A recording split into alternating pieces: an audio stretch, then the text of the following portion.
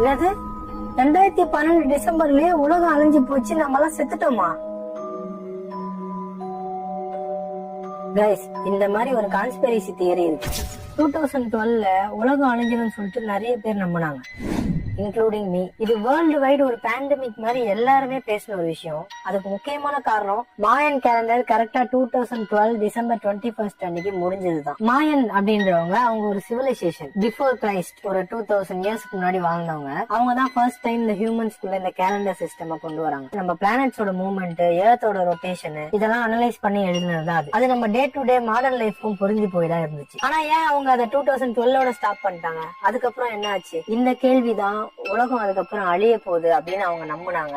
உலகம் அழிய போகுதுன்னு சொல்லிட்டு பயங்கரமா பரவுச்சு. குவாண்டம் இம்மார்டாலிட்டின்னு ஒரு தியரி இருக்கு கைஸ். அது குவாண்டம் மெக்கானிக்ஸ்ல இருந்து வந்த கான்செப்ட். அது என்ன சொல்லுதுன்னா, நீ இந்த ரியாலிட்டியில செத்துட்டனா இன்னொரு ரியாலிட்டியில உயிரோட எக்ஸிஸ்ட் ஆயிட்டு இருப்ப. அதாவது உன்னுடைய கான்சியஸ்னஸ் இந்த யூனிவர்ஸ்ல இருந்து எஸ்கேப் ஆகி அதே கான்சியஸ்னஸ் வேற ஒரு ரியாலிட்டியில கண்டினியூ ஆயிட்டு இருக்கும். இந்த குவாண்டம் இம்மார்டாலிட்டியும் இந்த 2012 மிஸ்டியும் ஃபியூஷன் பண்ணி ஒரு புது கான்ஸ்பிரசி உருவாச்சு. அதாவது எல்லாருமே பிலீவ் பண்ண மாதிரி 2012லயே உலகம் அழிஞ்சு போச்சு. சோ அது ஒரு மேசிவ் டிசாஸ்டர் அப்படின்றதுனால நம்ம கான்சியஸ்னஸ் டெத் ரியலைஸ் பண்ணல. சோ என்ன நடந்துச்சுன்னே நமக்கெல்லாம் தெரியாம நம்ம எல்லாருமே வேற ரியாலிட்டிக்கு ஷிஃப்ட் ஆயிட்டு இப்ப லிவ் பண்ணிட்டு இருக்கோம்ன்றது. இதுக்கு வலு சேர்க்கிற விதமா நிறைய பேரு 2012க்கு அப்புறம் உலகமே வேற மாதிரி இருக்கு, நிறைய சேஞ்சஸ் ஆயிடுச்சுன்னு நம்புறாங்க. நீங்க எப்பயும் ஃபீல் பண்ணிருக்கீங்களா? ஃபர்ஸ்ட்லாம் ஒரு வாரம் கழிக்கிறதுக்கே ரொம்ப டைம் ஆகும், ஆனா இப்பெல்லாம் மாசம் கூட டக்கு டக்குன்னு போயிடுது அப்படின்னு இதை நிறைய பேர் ஃபீல் பண்ணிருக்காங்க. இந்த கான்ஸ்பிரசி இன்னும் பவர்ஃபுல் ஆனதுக்கு மண்டேலா எஃபெக்ட் சொல்றாங்க. அது என்ன சொல்லுதுன்னா, உலகத்துல இருக்கிற